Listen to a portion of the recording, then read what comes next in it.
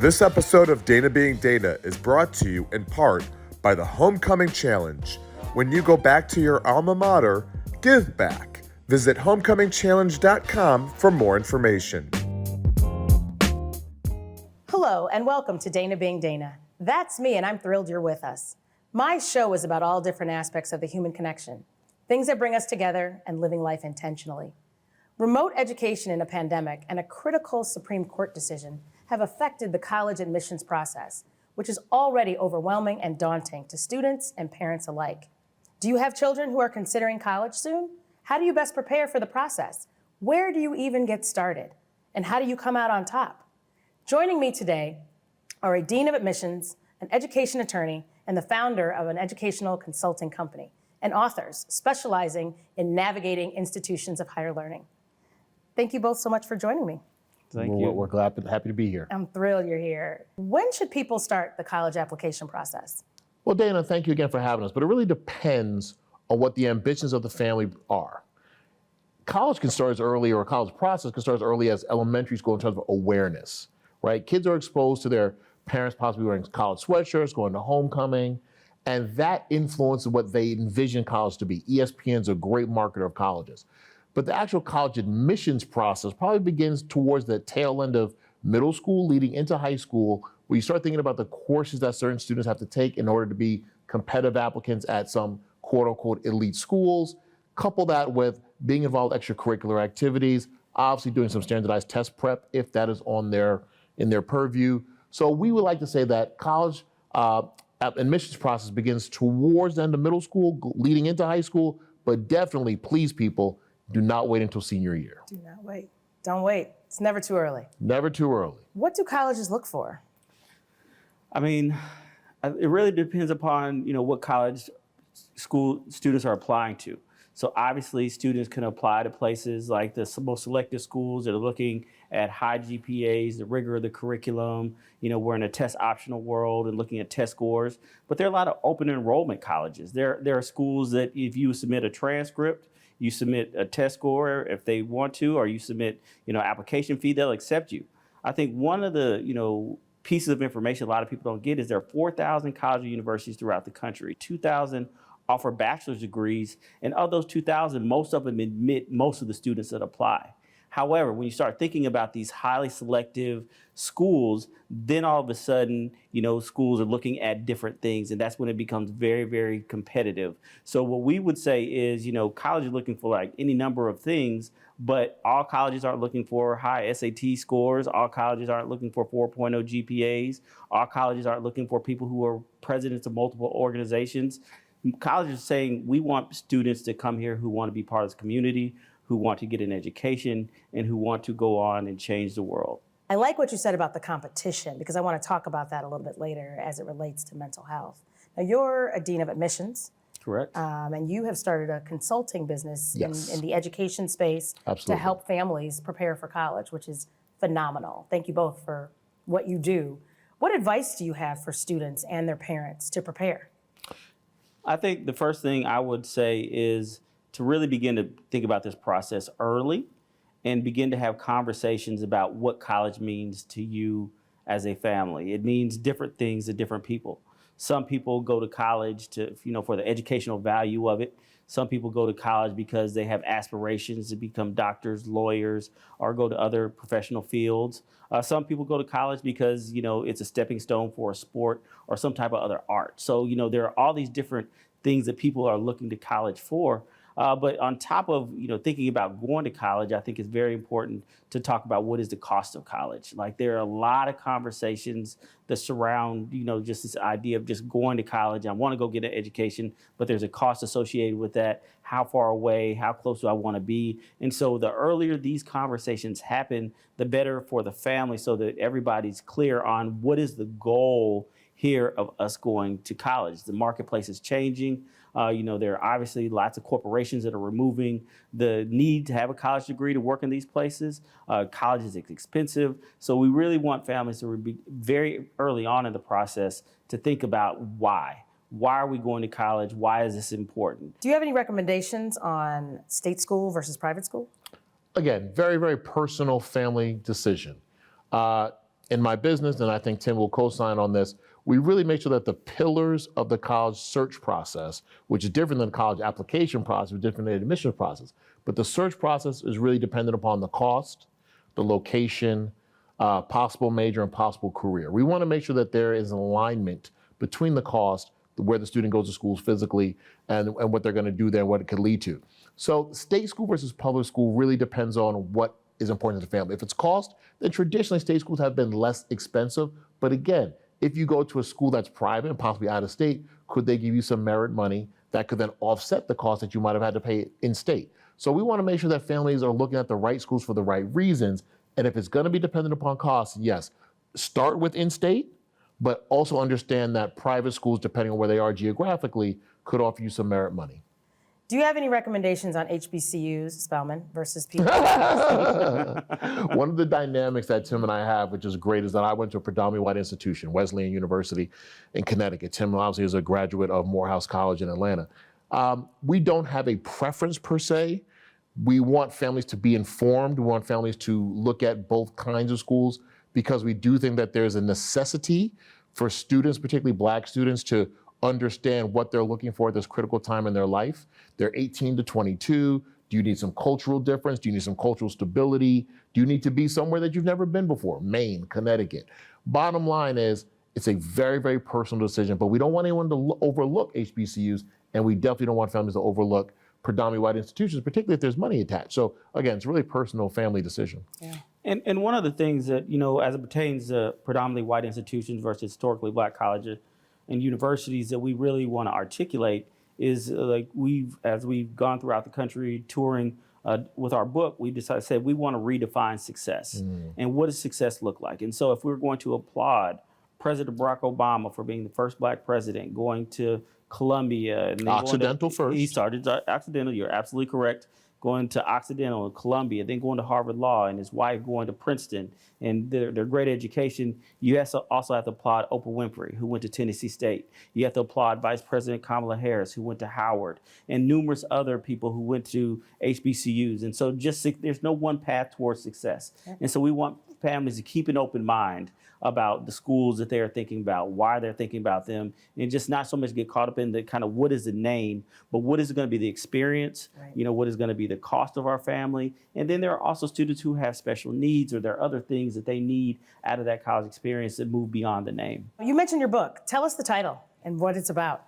The Black Family's Guide to College Admission, a conversation about education, parenting, and race. It's really a book, about college admission, but more specifically, written, from the viewpoint of, two Black parents. We're both parents, first and foremost, two educators, really kind of speaking to the Black experience in this country and the things that families have to think about early on as they go about thinking about this college process that starts long before you actually complete an application. But, where are you going to educate your children? The conversation happened between a predominantly white institution versus HBCU. And then ultimately the college admission process is going to be the same for no matter what. But there are a lot of decisions that happen leading up to that we try and highlight in the book, not only for families, but also for educators who want to support Black students in the college admission process.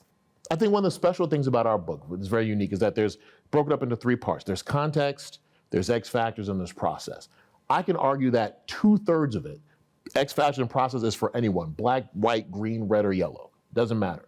The context is where we do highlight the special considerations that Black families have.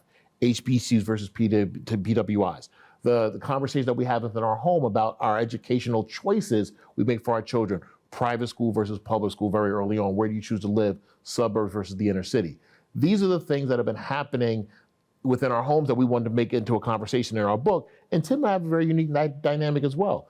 I went to independent school my entire life, grades 1 through 12. My children go to private schools, independent schools. Tim is public school educated. He's 4th generation college student. I'm a 1st generation college student. So all these different pieces, we know that our audience has had these conversations within themselves, and we just kind of want to bring it to the forefront in our book. Since the pandemic and over the last couple of years, there have been so many things that have impacted the college application process. Can you talk about some of those? I think number one is that the pandemic made a lot of schools go test optional, which meant that because there were not as many opportunities to take standardized tests, schools had to eliminate that as a requirement.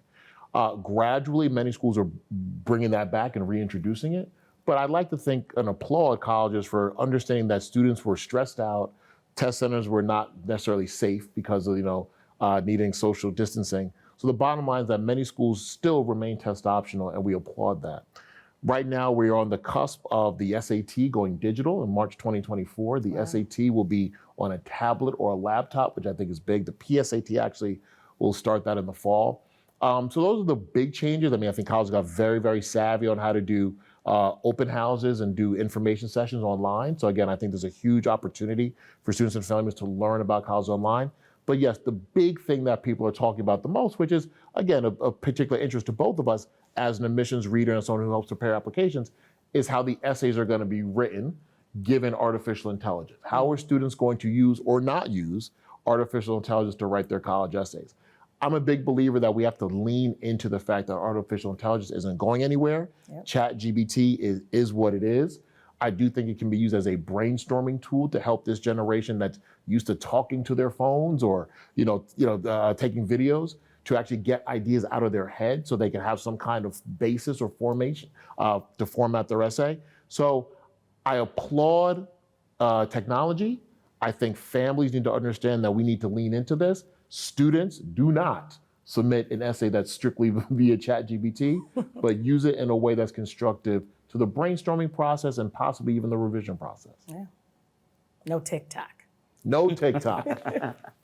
Or Threads. What about mental health?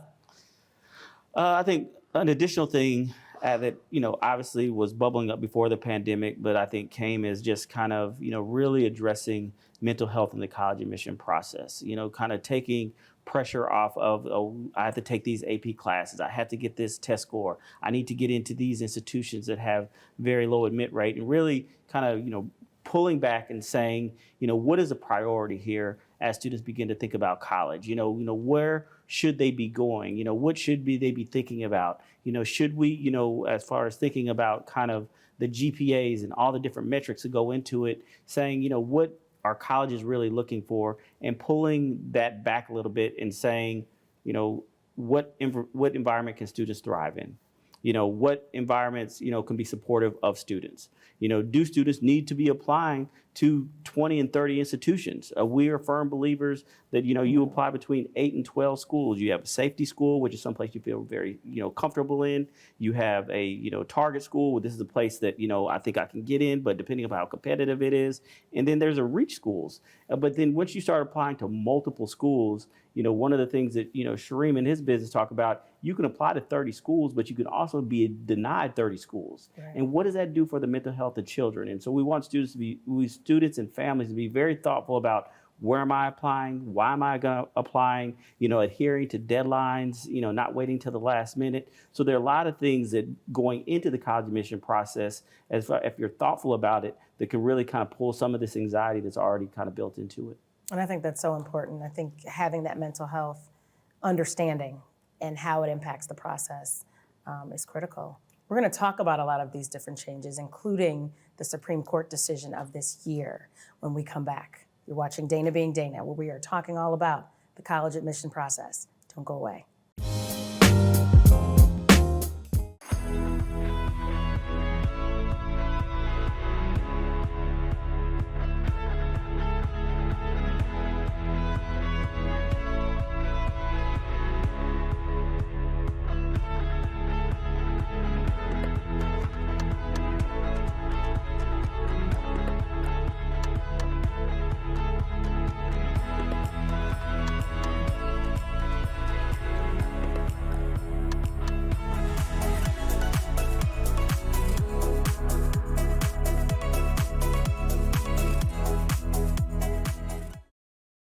This episode of Dana Being Dana is brought to you in part by the Homecoming Challenge. When you go back to your alma mater, give back. Visit homecomingchallenge.com for more information. Welcome back to Dana Being Dana, where we are talking all about the college admissions process. Nothing has been more important and critical this year than the Supreme Court decision that overturned over 40 years of legal precedent and rejected race-conscious admissions in higher education at Harvard University and the University of North Carolina at Chapel Hill. Terry, you're an attorney in this space. Can you briefly recap the facts of the case and the findings? Sure, I'd be happy to.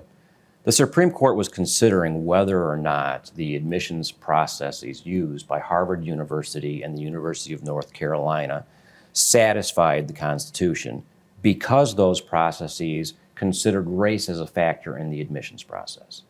Both Harvard University and the University of North Carolina considered diversity in their student body as a core value in their processes. And so they used what had been 45 years of Supreme Court precedent that allowed a university to consider race as one of many factors in its admissions decisions. Ultimately, the Supreme Court decided those two programs did not satisfy the Constitution, and really did so for three reasons. The first reason, the Supreme Court said it didn't satisfy strict scrutiny. And what does that mean? That means that the Supreme Court thought that those two admissions programs and the practices that they used didn't really reach the objective criteria that the institution was striving for, diversity. The second thing that they said was neither of the programs, neither Harvard nor the University of North Carolina, had an end point in which they would stop using race as a factor in their admissions process. Harvard and the University of North Carolina's response was, well, we haven't got there and we don't see a path of us getting where we want to be without doing so, therefore we don't have an endpoint. But that didn't satisfy the Supreme Court, and quite candidly, or precedent that said you must have an endpoint. But lastly, and maybe most importantly, is the Supreme Court said that considering race in the admissions process as a factor is a negative factor. And that if you give one race a leg up, thereby doing so you are giving somebody else, putting somebody else at a disadvantage. And therefore the Supreme Court found that it violated the Equal Protection Clause and certain provisions of the Civil Rights Act and struck down those two programs as unconstitutional. The plaintiffs was a student group called Students for Fair Admissions, and they argued that those two programs disadvantaged Asian applicants in the admissions process. So what does that mean in terms of what students can do when it comes to the application process? So for the students, it doesn't really change their application process. For the university, it changes it drastically. They can no longer consider race as a factor among many factors when they're making the decision as to admit a given student. But what the students still can do and what the institutions still may consider is a student essay. A student may write about his background or her background and may discuss in their application race if it is something that is important to their upbringing and important to their background. And for the institution, if that discussion of race drives toward of an objective criteria as to why that student should be admitted to that institution and aligns with its missions and its goals, that application can be considered. It's also imperative to understand the essays as being fundamental to historically. I mean, it's almost like a rite of passage, right? All of us wrote college essays to get into college or possibly graduate school. So that part hasn't changed. And it's even more essential now more than ever for students to include their cultural, spiritual, religious, lived experience. And that's not new. And that's not new.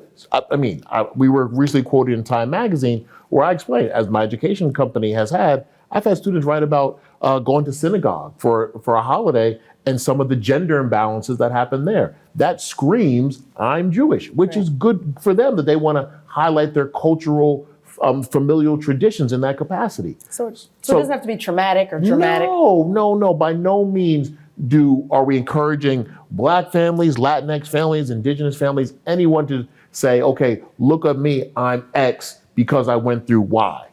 Be personal, allow it to be reflective, document your life. Do something, write about something that is unique to you and arguably, if you choose to, your lived experience, which could be cultural, religious, spiritual, political even, or racial. And for the past 20 years that I've been in admission, this has been happening in essays, like especially the most competitive schools in the country.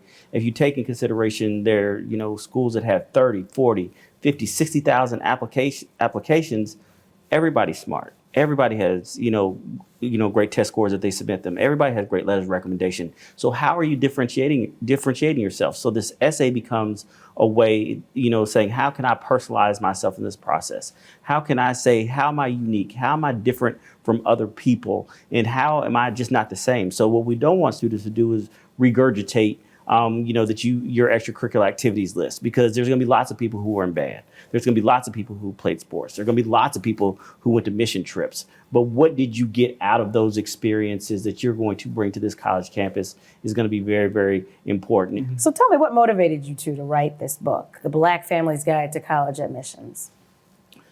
Well, I think we just go back to that moment we were at in 2020. We were in our houses. We were in the midst of a pandemic.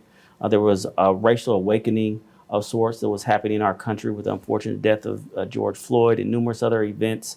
And we as lifelong educators said, what can we do to kind of help move this conversation forward? And we wanted to speak directly to Black families as thinking about the experiences that they had and how can we support them as they, prepare to help their children go to college. And then, beyond that, we wanted to shine a light on historically Black colleges and universities. Been around for over 150 years, have been the foundation of education in the United States.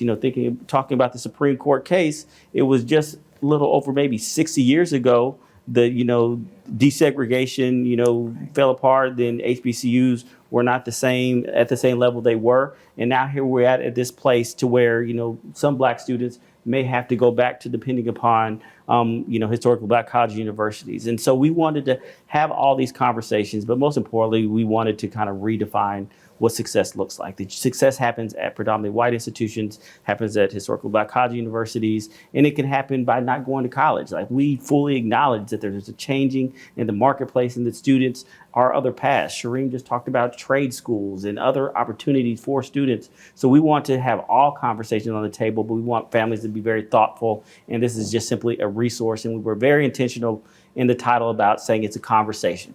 It is simply a conversation about education, parenting, race, and what's best for your family. And is there application for non-Black families? Absolutely. I mean, the third part of the book is broken up into 3 sections: context, X factors, and process. So whether you're Indigenous, Latinx, white, again, we want to make sure that 2/3 of the book speaks to anybody who wants to go to college. But 1/3 of the context addresses that I think are unique to Black families. But again, we did not write the book that you need to read it from cover to cover. So the process, I think, is applicable to anyone. And we want to make sure that families understand that there are people, professionals out there who can help you that don't necessarily look like you, but also that can kind of open your world up a little bit more and introduce you to schools that you may not have considered otherwise. Tim has been adamant that we want to make sure that educators and allies get this book so that they understand Black families more, but also understand their role in educating families in general about the 4,000 colleges and universities in the country, about trade schools. We want to make sure that this conversation does not stick to the 25 top or top 50, whatever the top means. We want to make sure that we shine the spotlight on schools that don't get enough love and make sure that our families know that there are different pathways to success.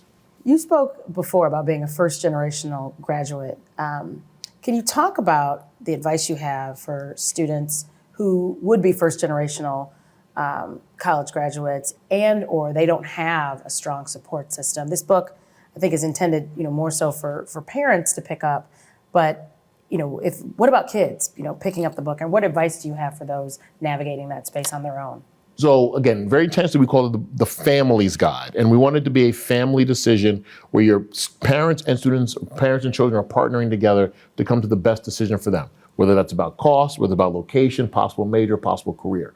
As a first generation student, I'm gonna be very clear. My father was a UPS truck driver, worked 30 years, sent me to private school. Thank you, Dad. My mom was a registered nurse who did have her associate's degree, but wanted to make sure that her only child, had educational opportunities that she never had. All that said, the process starts earlier. The kids who have an advantage in particularly the 4-year college admissions process understand that the process begins in 7th, 8th, and 9th grade when they're choosing classes, getting involved in extracurricular activities, understanding that their summers matter. Those are the kids who are winning or earning the spots at some of the elite colleges and universities. So if we can start this process earlier, understanding that when it starts and what it entails, I think we'll shrink that information gap, and then the choice is yours. So we want to make sure that whoever wants to go to college, black, white, green, yellow, or purple, but particularly for first generation students, if you don't have the information at home or you don't have it at your school, you don't feel like you can engage with your school counselor, go straight to the process section and it will help you. That's great. That's great. What advice do you all have? You work with many different educational institutions. What advice do you have for them and for you all, for some of the students and the families that you work with about this whole process, given the Supreme Court decision, given all the impact and changes of the pandemic? There's so many things that are unknown right now. And so what advice do you have for people or institutions in navigating that space? Sure, I'll cover advice for institutions. And I think the most important advice is that colleges and universities do not have to give up their value of diversity, equity, and inclusion because of the Supreme Court's decision. They cannot consider race as a factor, among others, in the admissions process, but there are other things that colleges and universities can do to adhere to that value. They can recruit students by looking at geography. They can look at socioeconomic factors. They can look at first generation. They can look to essays. And there may be other strategies that they can think about doing that will help them achieve the goals that they want to achieve while still complying with the Supreme Court's ruling. The biggest piece of advice is have this conversation in your home.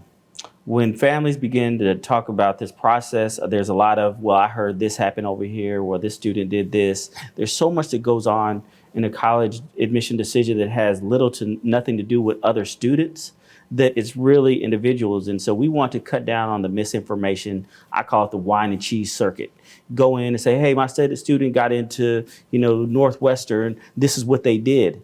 Well, that's what they did, but you following that roadmap can drive you off a cliff. It really needs to be an individually family process. Thinking about in the home is like, how much money do we have available to support this? Do we want you to go close to home?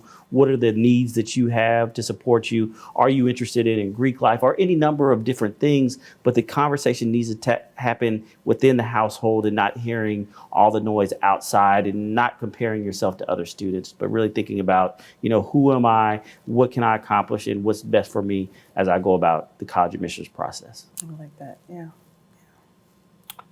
Again, I piggyback on everything Tim says. I think we've thought long and hard, and we're doing the best we can to really amplify our voices and use our platform to help families understand that this process should be very intentional, should be very personal, but that college isn't for everybody. And that in America, there are different things that you can do to be deemed successful. Do we as educators believe in college? Absolutely. But we are not going to stand on this rock saying, go to college or you'll be a failure. No. We're going to say, here's the information about college admissions. Here are a vast number of universities to consider. During these tender ages of 18 to 22, hopefully not 25, you can kind of get this piece of your life done.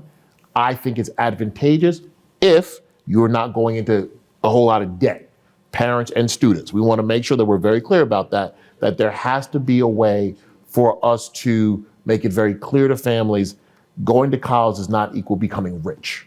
Great. And that's something that we want to make sure that we amplify. That's definitely true. Well, I appreciate all of the advice that you've given and the diversity of perspective. And there's so many different ways to be successful and to find success. So I appreciate each of you for joining me here. We appreciate you for allowing us to share our book, share the stage with the attorney, and more importantly, giving your audience love on getting your platform. Thank you. College and the decision of whether to attend or not and how to pay for it can be one of the most important decisions of your life and the lives of your kids. Navigating that process, especially now, may be challenging, but there are resources that are out there and that are available to you. And hopefully, with the right counsel, your children will make the right choice for them. Thank you to my esteemed guests for joining me for this very important discussion and for sharing your stories and your expert advice. Special thanks to our incredible sponsors. Hopefully you have been entertained, if not encouraged or inspired. I do not promise to be an expert, nor do I have all the answers. I'm just Dana, being Dana. See you next time.